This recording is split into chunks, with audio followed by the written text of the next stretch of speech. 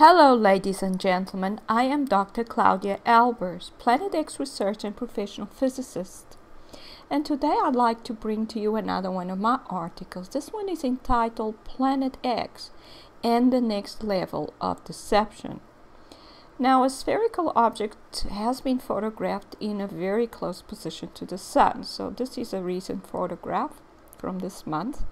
The object appears to be mainly orange, but pink on the right and bright yellow on the left, on the side closest to the Sun. However, the fact that the Sun does not look spherical is an indication that it is not the real Sun, but a Sun simulator in front of the real Sun. The real Sun would appear to be perfectly spherical and pale yellow from inside the atmosphere. So basically what seems to be the Sun is not the real Sun. The real Sun would not look white. The real Sun would be yellow, would not be white. So it would be perfectly spherical, and this object is neither. It's white, and it has around the edge it has a ring of yellow, and then beyond that a ring of dark orange.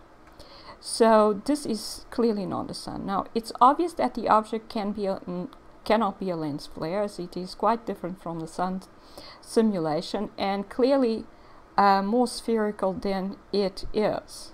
So the light produced by the Sun simulator looks white, while the edge around it is yellow, and then there's a darker edge of orange. So obviously and then the inside is just uniformly white, and obviously this object is far from being uniformly any color at all. It seems to be different layers, yellow on this side, orange on that side, pink on that side. So it's obviously not a lens flare. Now it actually does not seem real either, because it's just too well defined, and that would place it inside the atmosphere. That's the only place where it would appear to be so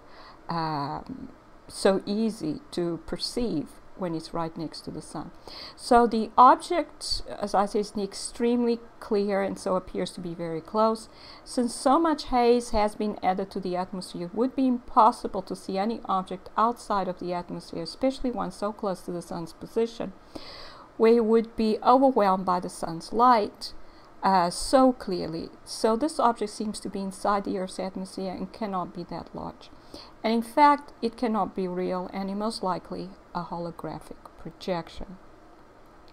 And here we see some photographs where we can see the real Sun, and the real Sun, well, we can see a simulator which has these edges that are different colors, and the real Sun is most likely the smaller object here, which is either pale yellow, no rings of different colors around the edge. It's uniformly yellow, should look perfectly circular. And here's an object, a real stellar core, obviously striped outside of the atmosphere. This is what these objects look like, because there's so much haze in the atmosphere that's been placed there by the chemtrails in order to make these objects difficult to see. So obviously this object is so clearly seen. The only way it could be this clearly seen would be if it was very close, and in fact inside the atmosphere. So this means that it's most likely not a real object, and this confirms it, because when we look at an inverted image, you can see that the object is clearly in front of this outer edge of light around the Sun simulator. So it has to be closer than the simulator, and the furthest the simulators can be is in orbit at an altitude of I think 12,000 miles. So but most of the simulators are actually in the atmosphere, and this object is seen so clearly that I think it is a holographic projection in the sky. So in conclusion, the object caught next to the sun in the photograph shown above is not a real stellar core, but most likely a holographic projection. The fact that the powers that be would resort to such deception suggests that they have changed their tactics regarding the stellar cores, and most likely have decided to promote the idea that they exist but are small and harmless, or that the sun simulator in the sky attracts them and thus can protect the planet from them. In the meantime, these objects, the real ones, are breaking up our planet, producing severe storms, tidal recession, freak waves, and ever-increasing and out-of-control volcanic activity, such as what we see here occurring in Hawaii. You may look at Article 282 entitled Earth in Upheaval, Magma Rising from Beneath for more details on that.